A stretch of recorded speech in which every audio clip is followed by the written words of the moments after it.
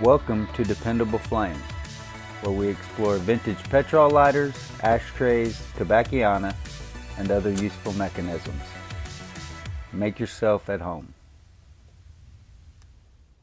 Today we have a vintage Josephson and Sharpo lighter made in Glendale, California. This is an aluminum block Petrol lighter that is ribbed very nicely and marked very well on the base compared to most aluminum block lighters. This lighter is used. It does show scratches, scuffs, maybe a ding or two. It's in very nice condition though. I had a couple of these that I acquired at the same time. They were the second and third of the Sharpo lighters that I have owned. This one has been re-wicked, as the companion that I acquired along with it was as well. I think I did both of those in the same video. You can see there it's marked Josephson and Sharpo, Glendale, CALIF for California. And both of these lighters were a little finicky in getting them to function properly. They seemed, the other one I sold last week, and this one seems as well to be working fine now. I think there may be some issues with vapor lock right after it is lit, but it seems like once the fuel settles down, then everything is good. This lighter is pretty clean under the snuffer as well. The wick is charred, and there is some other minor carbon buildup underneath there. The ribs are on all four sides, not the top and bottom, but the front, back, and front and back spine. And the roller is nicely ribbed to match the rest of the lighter. It just blends right in. The piston spring that keeps the snuffer closed and in the up position when you have it open is a little bit stiff and has caused a little bit of wear there on the back of the snuffer. It's not overly so, it doesn't feel like it's being forced or anything like that. I think it's just the normal wear on the metal. You could try to put some oil down in there. We'll get a little bit better look at the pin, the hinge pin I guess you would call it, when we look at the lighter from the side. You can't see it very well. It is machined into the designs that are on the side of the lighter there. You can hardly see it on that side, and I don't think you can see it on this side at all. I couldn't.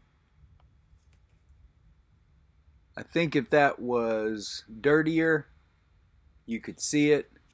If there were imperfections or something there to cause a shadow or a shade, sort of like you can on this side, sort of like you can just see the little bit of elevation difference. Anyway, that hinge is integrated in there where you're going to have a hard time getting that out without damaging the lighter. So you could get some oil down in that piston spring, just working it down in there with it still in position. You're just not going to be able to clean it like you would if you could take it apart. So I would caution from doing that because the oil will have a tendency to gather dust. I would only do that if it were necessary. This has a very nice fuel screw with a very wide base and a very stout thread. It still has the paper gasket, it looks like fully intact, and the spare flint compartment also doubles as a small standard screwdriver, which will manipulate your flint spring screw. It is all nice and clean. Don't recall having to clean this one out of old degraded flint, but if I did, it is all out of there now. That's not anything that you will have to worry about purchasing this lighter. Like I said, I do remember re-wicking both of these, but I don't remember whether or not I had to clean out the flint tube. It's a really nice fill screw, though. It is not marred up. It has a very nice deep slot that you can get a coin or a screwdriver in, but then it also has a knurled edge on the fuel screw, so it doesn't take a whole lot of effort, even when you've got it tightened down pretty good, to get that loose with your fingers. Like I said, it does show scuffs, scratches, some finish wear on the front right beside the roller. The way it was machined, it looked like maybe there were an imperfection or two.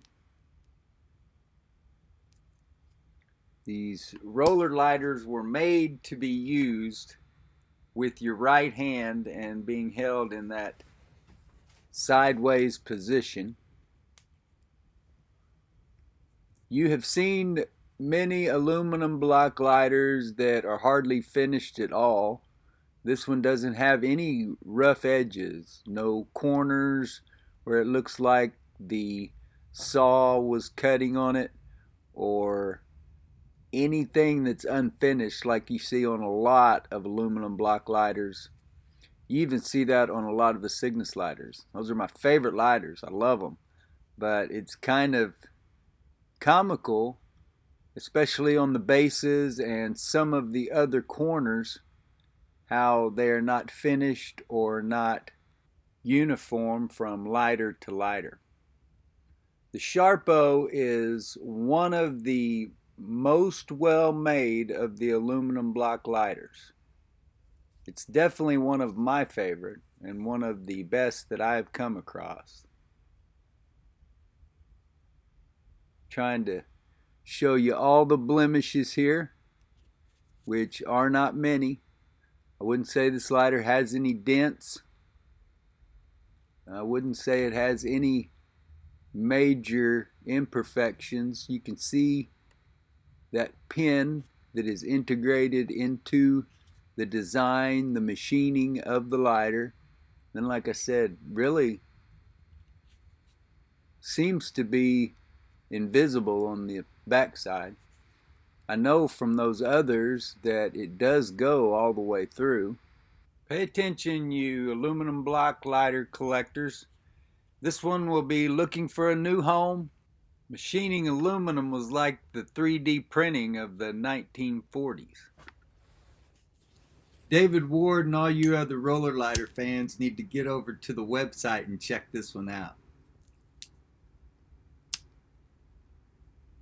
Until next time.